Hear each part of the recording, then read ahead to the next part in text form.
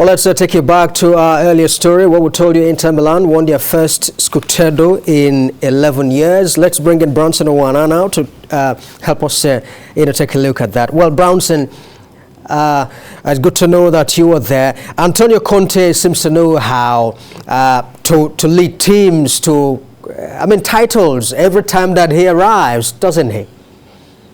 Yeah, he does. I must give kudos to him.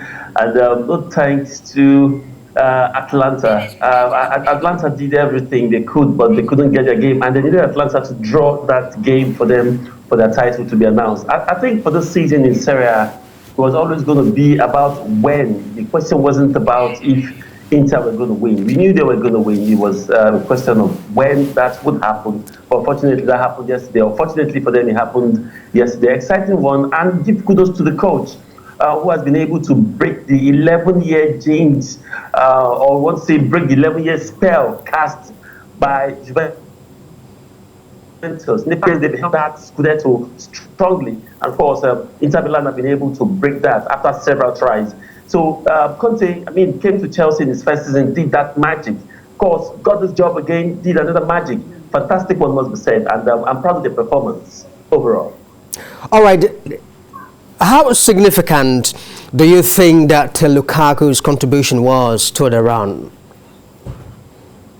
Fantastic, must be said, and it's good to see Romelu Lukaku stepping up to the occasion. Don't forget that when he left Manchester United to Inter Milan, even United fans were almost celebrating his exit. And he went to Italy, a league where people say a lot of goals have not been scored. Against all odds, Lukaku went there, found his feet, scored lots of goals. At some point, there's some games that Lukaku literally carried the team on his back. I think it's one of the reasons why the people of Inter Milan are celebrating right now. He was very fantastic, was very brilliant, and we saw the other part of him this season. Or maybe Conte knows how to bring out the best in him. But overall, I want to say Lukaku was very instrumental in this league title.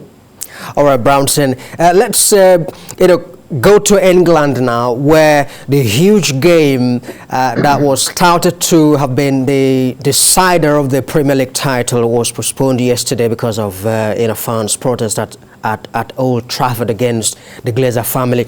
Well, in the aftermath of the failed European Super League, fans have been very vociferous in their attempt to criticize the Glazer family and get them out of the club. Do you think that this can be the last stroke that hits the camel's back? Well, it looks like it. They were very unhappy because they felt that the management of the club, led by the Glazers family, put money incentive first before fans and even the players. So that didn't go well. Don't forget that even right from when the Americans took over Manchester United, the fans were not really fan of the Glazers from the start.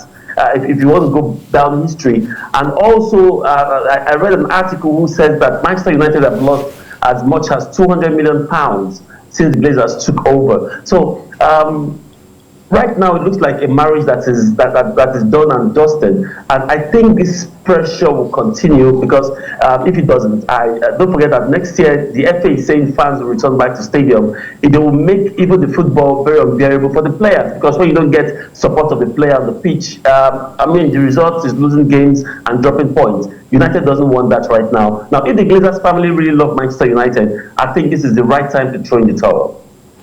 All right, Brownson Owana, always a pleasure having you talk sports with us here on TVC Breakfast. Thank you very much. Thanks. Thank you very much, Ike. Right.